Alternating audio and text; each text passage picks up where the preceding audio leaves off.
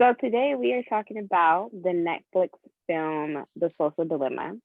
There is a lot to talk about within this film, but we're going to kind of keep the topic of conversation pertaining to the Black community. So first off, let's just start with thoughts. What were your immediate thoughts following the film? Can I just say this first of all? Like Gibbs and I were talking about it because we watched it together. And we're like, our entire lives were a lie because we thought dilemma had an end in it. Like, how do you spell dilemma though?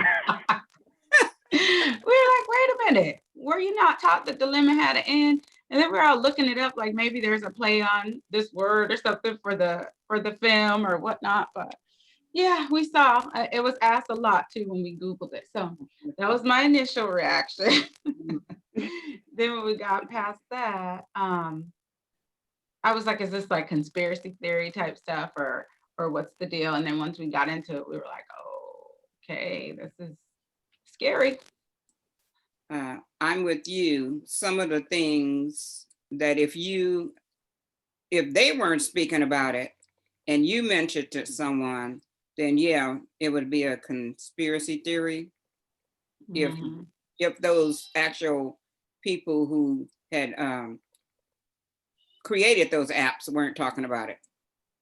But I kind of felt or believe that some of that stuff happens anyway. You cover your camera on your laptop and Mhm. you look at how the children, I know the children in this household, how they are just, I hate to use the term addicted, but they're addicted to those videos. You're really addicted when you're not actively doing the game, you're watching someone else do it. Oh, okay, that's Malcolm, like watching Yeah, I YouTube, remember watching Malcolm people. doing that years ago, watching And people now, do the game. And that's how these little ones that are much younger than Malcolm is, do. They sit up and watch the people do the games. I'm thinking, wait a minute, there's got to be something wrong with that. can I ask you a question, Ma? Sure. Where's your lampshade? What's going on with that lamp right there? Where's that lampshade on Oh, that? that's new. That's Okay. new. After I saw The social Dilemma, I dilemma. figured it might be something in the lampshade, so we took it off.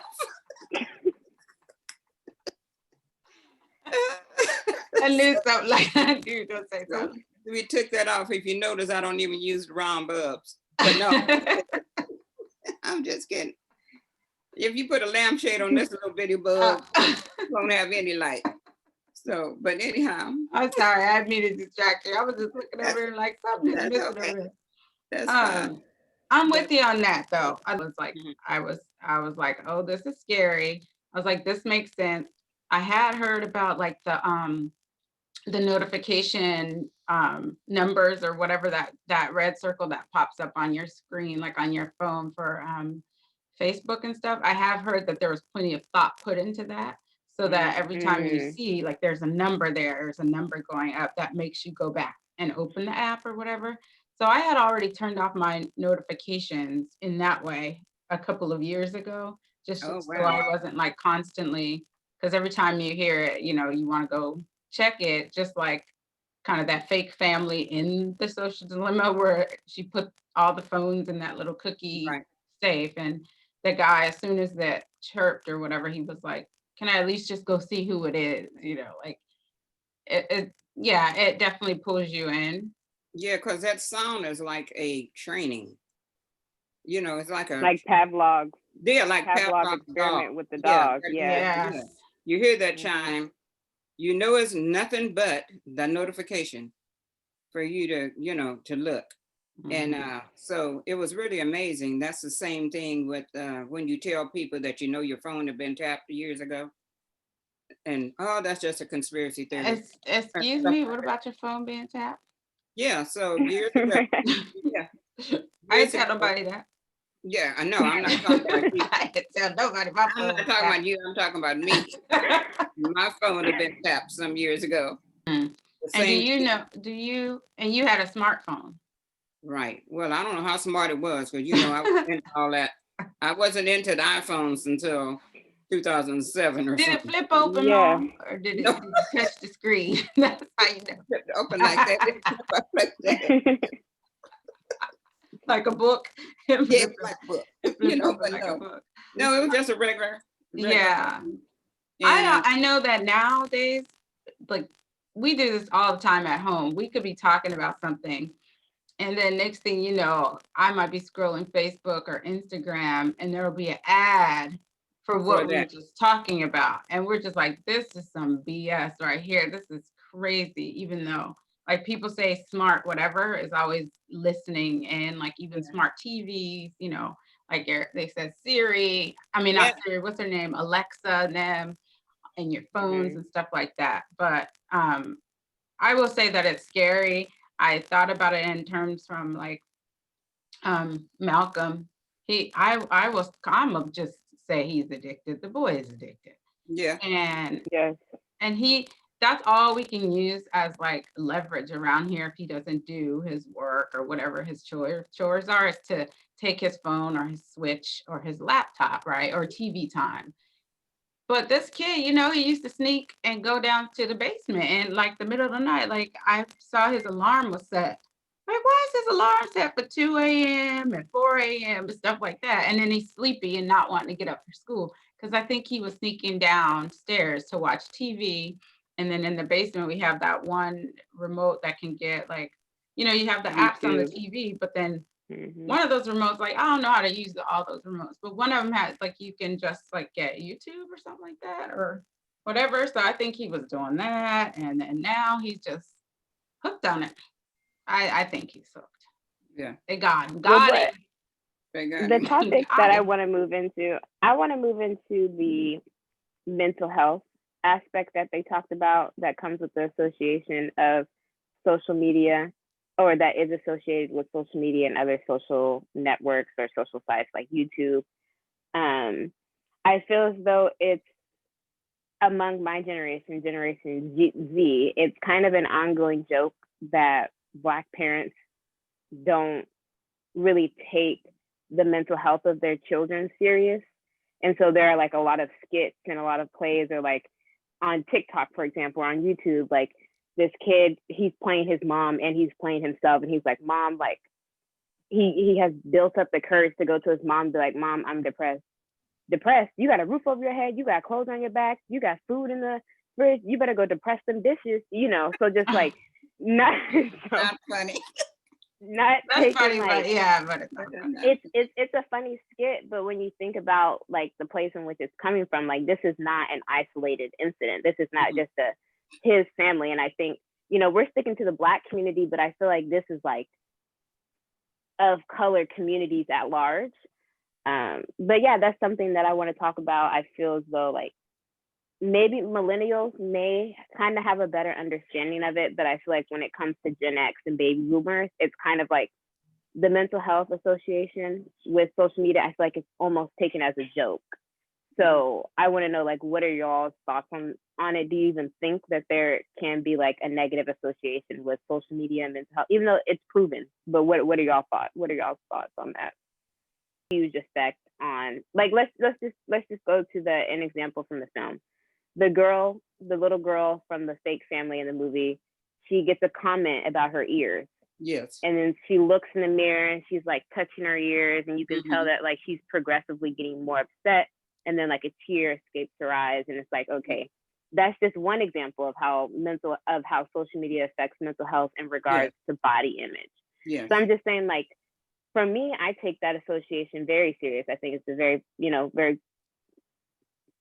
obvious correlation in causation. But I'm curious as to like how y'all view it. That correlation in the causations. So absolutely, there's a correlation there.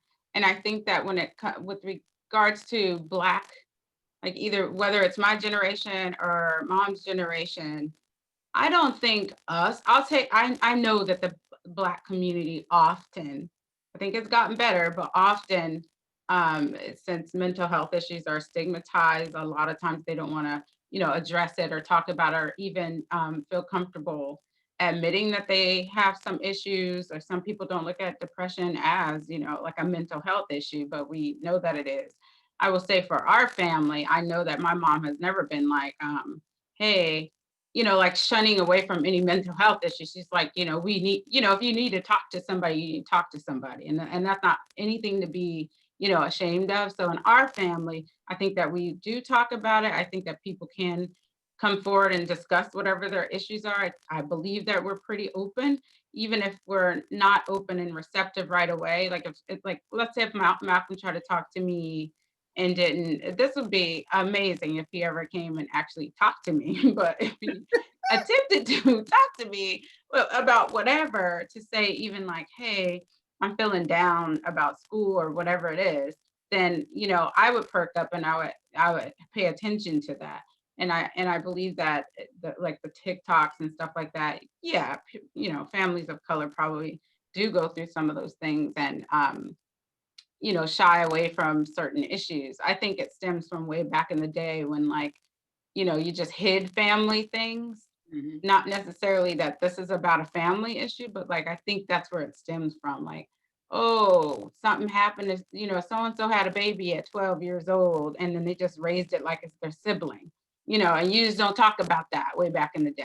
And so I think that's kind of what that stems from. But then, that those people have held things in, and the kid, might be impacted or not know who the real mother is, and then that's a mental health thing, so it's never really addressed, and could become cyclical.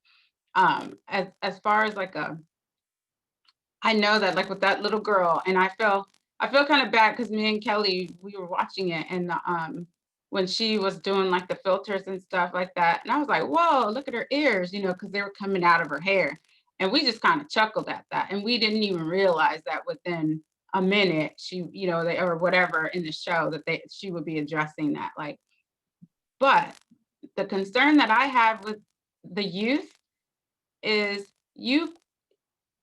all the things that popped up, people were saying, oh, beautiful, oh, wow, amazing, oh, you're gorgeous, say 3 or 4.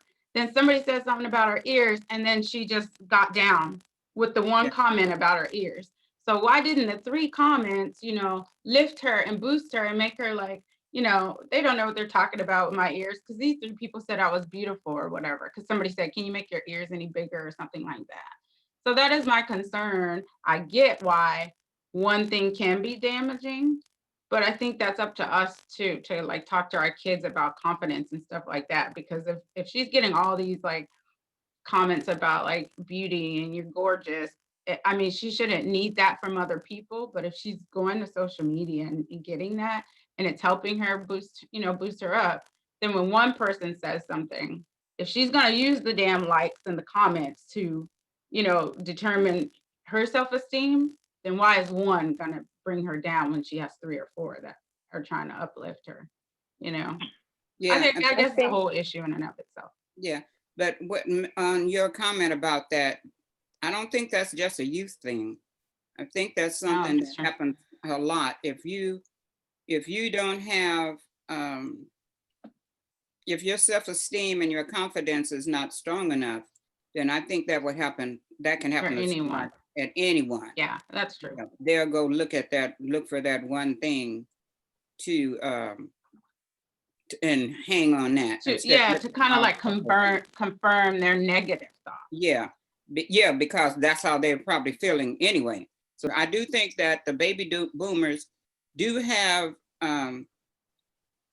they are probably the ones who dismiss depression the most, because some of the stuff you said, Kaitha, that you keep stuff in your family.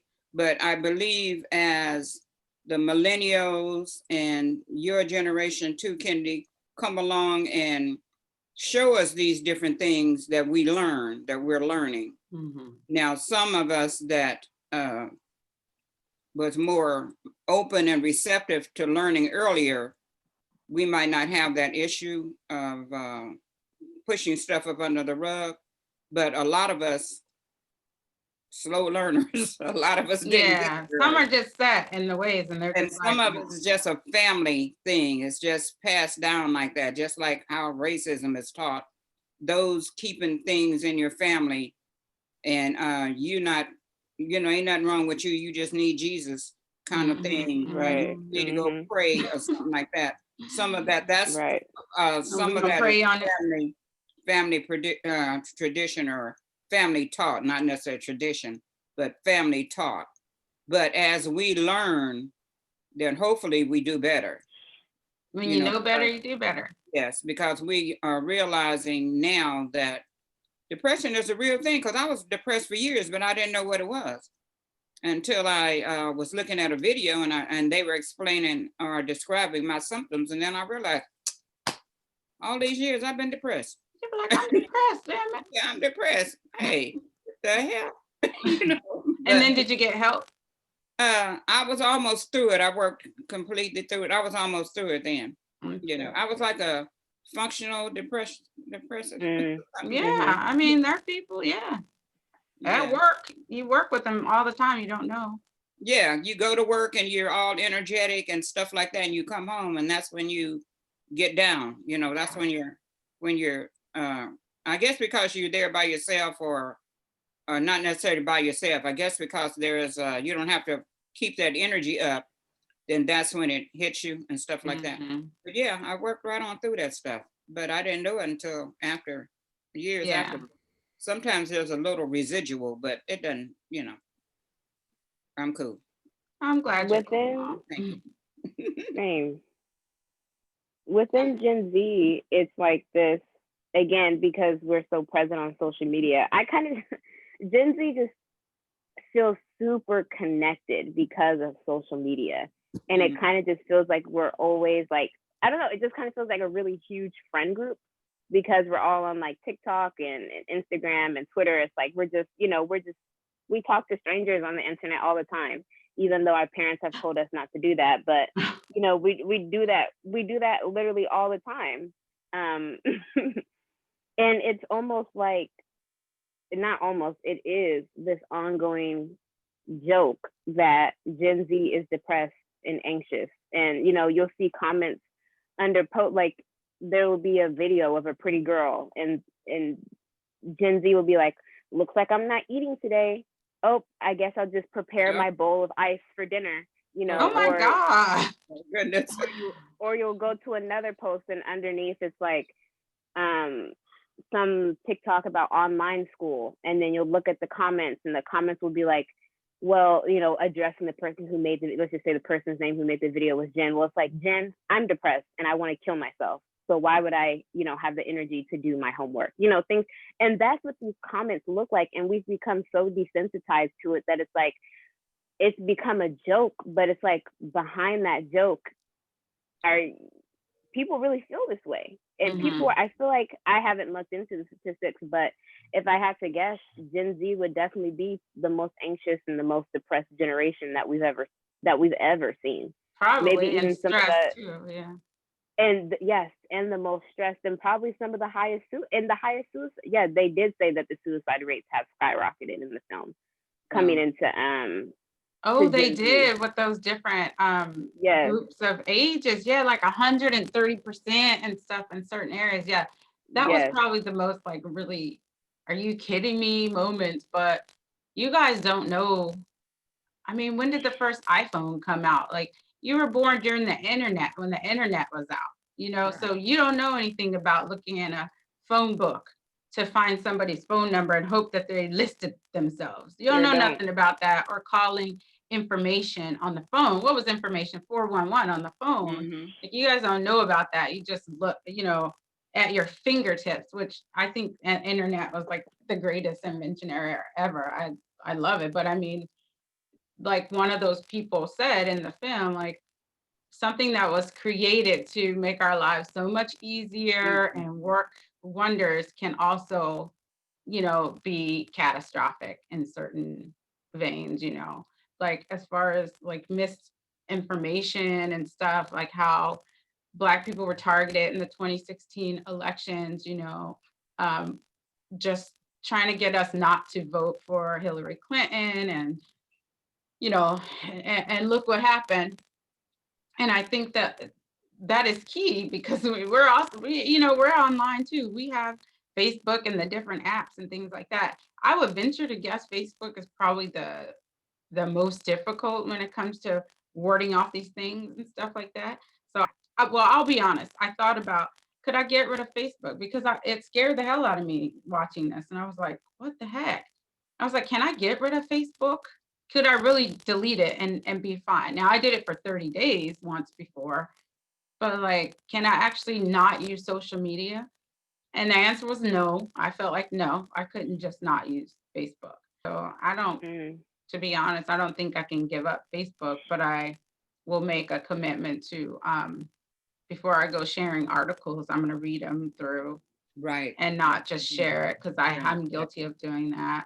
Yeah. I have two screens here. Let me move this. So while you're pulling that up, I wanted to say about Facebook. Again, I agree with you that I can keep in touch with people that I wouldn't normally keep in touch with on Facebook. So I really don't take Facebook time and just scroll, you know. Occasionally I'll go in and check on somebody, send a message, say hi, happy birthday. I send my happy birthdays and my happy anniversaries and my congratulations and stuff to people. You've always done that. Huh? Yeah. You've always been the one to like call and. Yeah, I'll do that. And but for the most part, I don't feel that I'm just on there. I'll get on and then my mind will say, you're spending too much time if I'm on there too long. Because it's just like going to Walmart. I can't stand to stay in Walmart too long, and I can't stay on Facebook too long. And so I just go in, say what I have to say, see whose birthday it is, comment, maybe somebody had send me a message, answer their messages, and get the heck out of there. Yeah. A couple of ads had caught me, and I thought that, oh, that's cool. But other than that, so I'm probably not going to get rid of mine either. I want to keep it for that connection there. So it's not like it's working to get you to vote. Like it's not clickbaity for you. Like right. No. It doesn't work for you. I think I'm guilty of that, falling for the clickbait, and I'm going to be more conscious of that. Yeah. All right. Can you guys see this? Yes. Social media confessions. So essentially, basically just a bingo game. And it's like, let me ask you, have you fell into a deep viral rabbit hole before? Yes. No, what does that mean? It's like going, maybe you went back and forth with somebody or something. No, that might be one on here already. Just like you're staying on because you keep on, it leads you to one thing and you start reading that or looking or watching a video and it leads you to maybe before, maybe earlier on, I'll say yes. Yeah, guilty of that one. Have you saw an ad for something? Oh, saw an ad for something I was just thinking about. Oh, yeah. Yeah, or just talking about. Yeah. Got into a comment war with a stranger. No. I get into comment wars with strangers, anybody on there. I'd be like, come, let's do it. Come for me. Let's try it. No. That's why I had got suspended from Facebook for that 24 hours. You got suspended.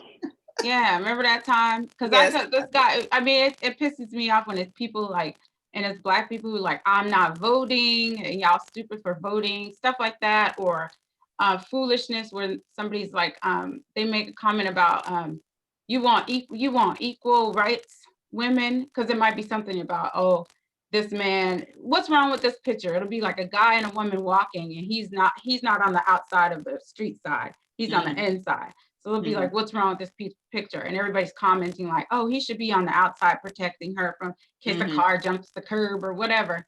So there's always one joker in there who says, you know, you want equality or what, you know, stuff like that. So people like that, I'll just, you know, I got time today. Sometimes I have time for it. Well, I feel if they're going to say something real crazy, I know the answer to what I'm going to say to them is going to be real crazy, and it's going to affect me. It's not going to affect them. So I just. I'm going to feel real good when I drop it off. I'm going to drop this off right here, and I'm done. And if they go back, I might have to come back. Otherwise, sometimes, like the one that got me suspended was, and you just say you don't like this word, but I said, you know, this guy was being a coon and that I'm not arguing nobody Harriet Tubman would have shot. And I Yeah. went on and got off, right? I'm using that. I was done. I'm using that one. Well, don't use it on Facebook because you're gonna get suspended. I know you don't even have Facebook, but I got straight up suspended. I was like, what is this Facebook jail situation? Anyway, that's what had happened. That was a good one. So yes, guilty. Scrolled instead of sleeping, driving, or hanging with people in real life. Instead of sleeping, probably. Yeah. I'll be giving me some sleep. Yeah. Sleeping, but not like driving or hanging with people. You say you got you some sleep. I said, I'll be loving me some sleep. I'm not trolling. Obsessed over the perfect selfie or did it for the gram? Obsessed. Definitely. Accepting or did it. Obsessed is a very strong word. Yeah. But I have Yeah, taken maybe some, not obsessed. But... Yeah. I've like fixed a selfie or two or been like, I don't want to post that one. I'll take another one. Yeah. Yeah. Follow people who make me feel bad. Oh, follow people who make me feel bad or I don't even like. No. That's a no, hard no. That is Full capital. stop. Capital letters, bold print. No. I did in the past. I feel like you have social media for so long that you kind of sometimes over time you just stop liking the people that you follow, or maybe you fell out with them or something like that. So I actually made a new Instagram for that reason. I was like, man, there are too many people that I don't even like who keep showing up on my feed. And I was like, instead of like unfollowing everyone, I just made a new Instagram. You said unfollowing everyone. You posted an article without reading the whole thing. Yep. Yeah. Yeah. Definitely not the whole thing. Yeah. I might skim it. I definitely have like skimmed articles, but I have not like sat there read every single sentence. Yeah. I've done it before, but yeah, I've done it before, but now I'll be Snoop.com and Truth or Fiction. Snoop. Huh? Snoop.com? Snoops.com. No, Snopes. Oh, that's how you pronounce it? Snoop. Snoop is Snoop Doggy Dog. Snopes. Isn't it spelled the same way? Well, it should be Snoop. It should be Snoop snooping around, huh? How much you snooping around? Yeah. I just rolled with it because I felt like it should have been Snoop. He could start Snoop.com. Yeah. Unfriended someone due to their stupid views. Yep, I thought it was stupid. Probably. Evidently, I can't remember, but probably. I have. And if I ever run across her before, I'm gonna let her know I accidentally hit a button because I didn't know what I was doing. So, you can pretend it was an accidental. I would just be honest. Unfollow her. Yes. Or block. Yes. I would just, if I saw them, I would be honest. I'd be like, look, you posted this. I thought it was dumb. I don't want to see that on my timeline. So, I have suspended a couple people like for 30 days, which I think that's a good one. You suspended them too? Suspend their posts. Like you just don't want to see, like either it's you're oversaturated with them or like this is not them. You know, you kind of know like why are they acting like maybe they're going through something because this is not usually what they post, but I don't want to see it. But anybody, I don't care if you're a 45 supporter, I don't give a damn. You're off. You're off. If you're willing to admit it, you probably should. I don't know how you got on my friends list in the first place, but probably because you didn't know that that's who they were going to choose. True. Because you know, people are good people. You know, some people are really nice. You've known them for a long time, years ago, and you haven't seen them for a while. You don't know how they've changed or something. So you friend them, you know, when they send out a friend request. And then you start reading their posts, you'd be like, uh-oh. Yeah. You know, they've changed. They're not the same person. We don't have the same mindset. Yeah. You know, so and you know how it feels when they're saying some of their stuff and your health, your mental health is a priority. So you just let them go. Okay. I wanted to ask you, Kennedy, about the social media platforms that you have. I know you don't have Facebook, and I thought you did that based on, I was like, oh, Kennedy was talking about like this film. I wonder if she did it based on that, but you had done it, you removed it a while back, and we came to the conclusion that it was generational and that you were just like, no, it's old people who use Facebook now. Yeah, that was It's part like- of it. That was part of it. Yeah, social media has definitely over time turned into more of like the 35 plus club. The grandma crew. So yeah, I deleted Facebook, but also I also don't have Twitter, and I also don't use Snapchat. I just try to limit, in general, I just try to limit the social media that I'm on.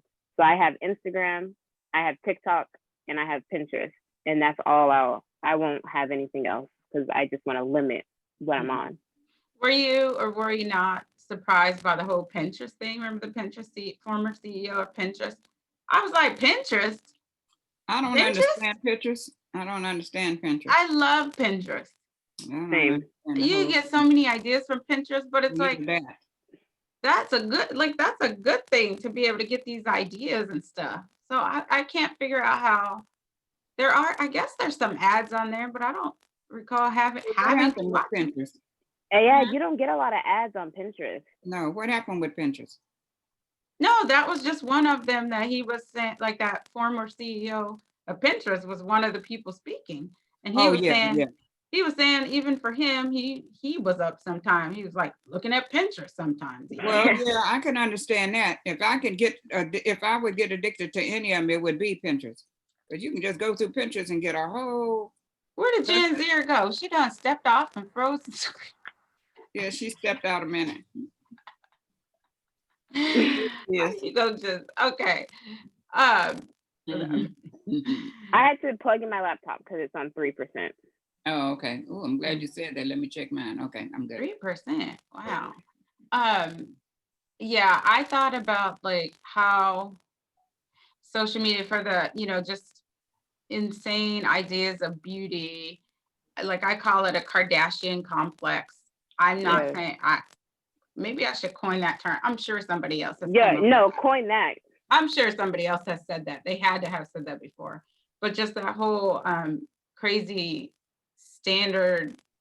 standardized ideas of beauty, what people are saying beauty is and stuff. And I look at it from the perspective, having Kennedy and having Malcolm, and how social media could potentially have impacted them differently. Like on one hand, as a girl, you might not be up watching people play video games on YouTube, but you could potentially be scrolling and trying to compare yourself to how people look or what you're seeing most often, who has the most followers, what that person looks like. Why does somebody who potentially looks like you or possibly looks like you doesn't have as many followers, and comparing and getting caught in that trap.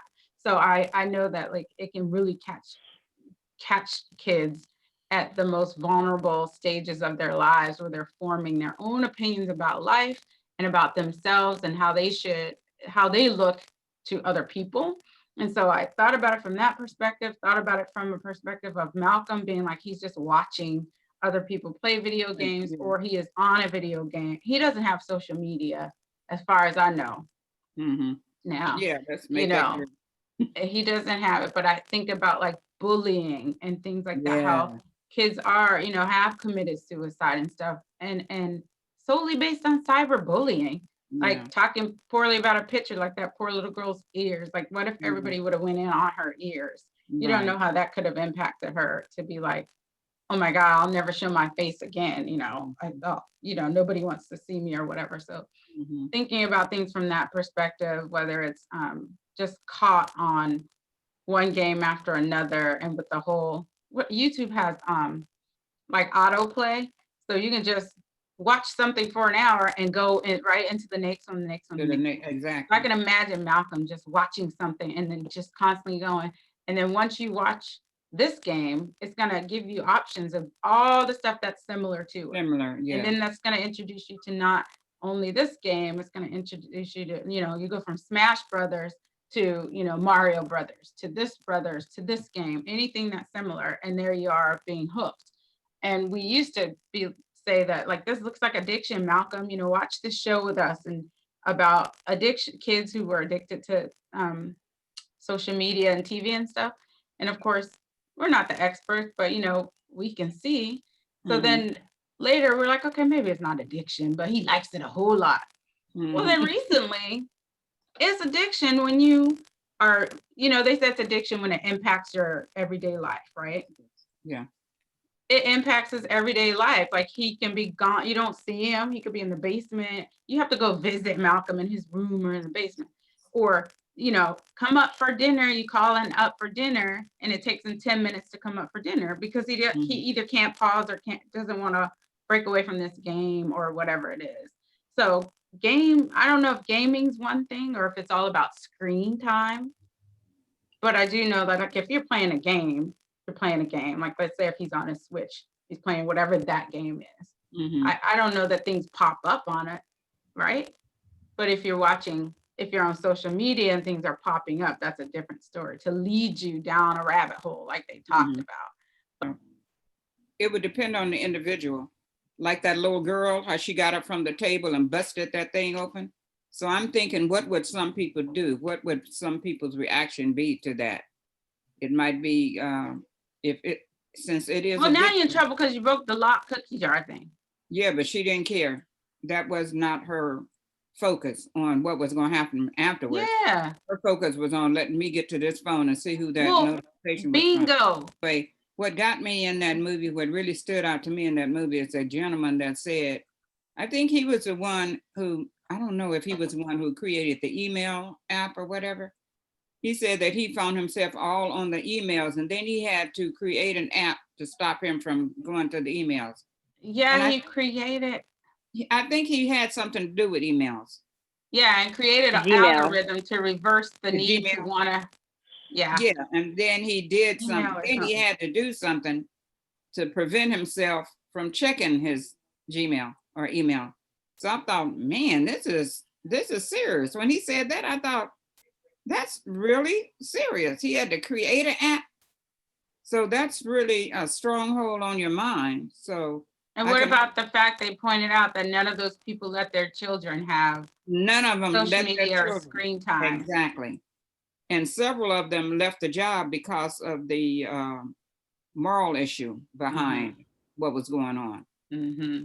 So that was fascinating too. I think if it's used to like negativity, like I was mentioning with the elections and targeting Black people and stuff, I mean, it could be used for good. Right. But when you're doing it that way, that's not used for good or, right. You know what I'm saying? You're targeting a certain group to be impacted in a negative way to not have a fair playing field for certain things like that. I don't have any respect for that. I think it's horrible, but I also think that's what it's about, like advertisements and clicking and getting people to. Yeah. When they said we are the product, that's when I was like, whoa. Yeah. We are the product. They're selling our time as long as they can keep us on there. That's the time. That's how they're winning and gaining. But that wasn't the initial intent, right? It was after they saw what happened when they start really beefing up on those things. And then that's when some of them start feeling badly that this is what we're causing. And they were trying to figure out, they either left their job or they were trying to figure out how they can stop doing that. And then they totally stopped their own children from. And the guy who invented the like button, though. Yes. I was like, I can see where that can definitely be an issue because you say you do take all this time to get the perfect selfie or whatever, and you put the selfie on there and you're feeling good about it, but you're feeling that way because you think it's going to garner more likes or generate more clicks on there, and then you don't get the likes. Right. And you're like, wait a minute, that could mess with somebody's psyche for sure and cause them to have, that depression and all that stuff like that. But yes. So that's amazing. Image issues. Yeah. That's what I already said what I would commit to. Is there anything you guys would commit to with regards to the social dilemma? Did it change your mind about anything? Just realizing, I believe once you realize what's going on, then it's up to you to get yourself kind of free from being controlled and sharing that with your family and helping them, especially when you have children that you see that this is affecting just like they said it was, you know. So that's going to be difficult, especially if they've been doing it for years. It's going to be a little difficult. So I'm be praying for you with Malcolm. But You need more than prayer.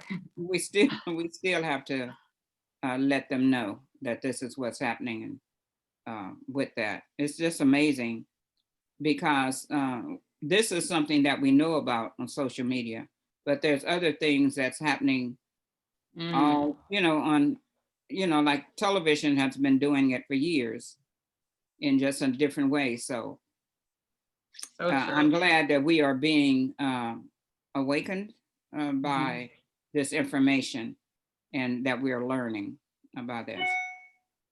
Yeah. So I'm waiting to continue not to just sit and use time to be on social media. You kiddo?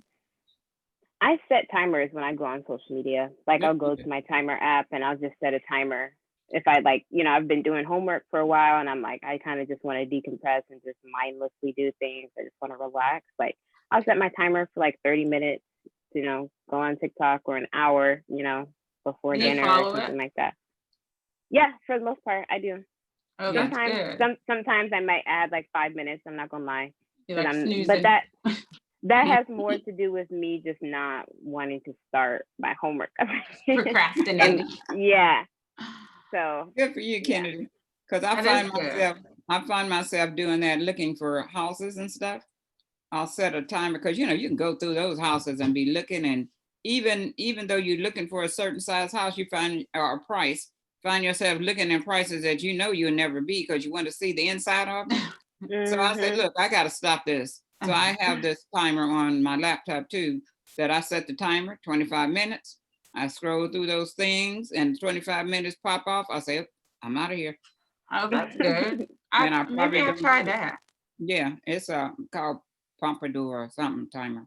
Let me ask you this. Do you think the government should have regulations on these things? And if so, and to what degree?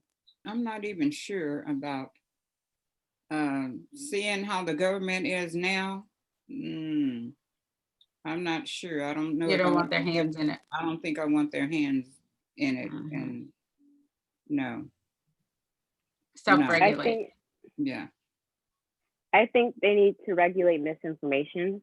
Right. And Zuckerberg has been, in front of multiple hearings, and he hasn't just flat out said like, well, Senator, his little robotic voice. Gen Z jokes about him being a robot, like he's secretly a robot. But yeah, he just never is very clear in his responses and what he plans to do and how he plans to control the misinformation spread on Facebook. So I think they definitely need to spread misinformation. I mean, they definitely spread misinformation. Don't spread the misinformation. No, don't spread that. They definitely need to regulate the misinformation and maybe take on something like that Twitter does when they, on a post, for example. Yeah, they'll flag it. Yeah, I agree with that. I also think outside of the government, I think they should give social media users the option to take away likes or to take away comments so that they can just post their picture and just post it, put it out, oh, I'm in, you're at the Taj Mahal, and you don't want to worry about the likes. Yeah, I'm not asking you where I am. Right. Exactly. I want to share this experience with my friends. Yeah. So I think we should have the option to not have likes and not have comments. You can take away comments though, right? On Instagram. You can take the ability where people can't comment. Okay, yeah, I think you can. Yes. Actually, you can do that on Facebook too. But not the likes, I don't think. I don't think they've taken away likes. Yeah. And then I don't know if it could be on your personal page, or because I know I have removed like commenting on something with the neighborhood page, because the neighbors that got booked and got out of hand. I was like, let me take these comments and make it stop, because they are going in on people. But I don't know about, and then it all, yeah, so all that shows up in the middle is like that like button. So there's no comment thing. But that is definitely a good idea. Yeah, that's a good idea. Yeah. So I'm going to commit to the things that I said I'll commit to, and I'm going to take care of those things today. Okay. And then continue to do it and practice that way. So what do you say you're gonna do? Oh, she want it recorded. I said, No, that's I said I'll remove my posts from Instagram, but I'll maintain the page. I am going to ensure that before I either share somebody's post that they put on there or any article or something, I'm going to read the whole thing. Yeah, we all need to do that. Yeah. And then I think what I'll do is just try to regulate myself on spending too much time on there. Okay. And maybe set a timer like you guys do. I don't know. Yeah. Well, that's cool. So good topic, Kennedy. Thank you. Thanks. Next week is you, Grammy. Okay, let's see. Get your topic together. All righty.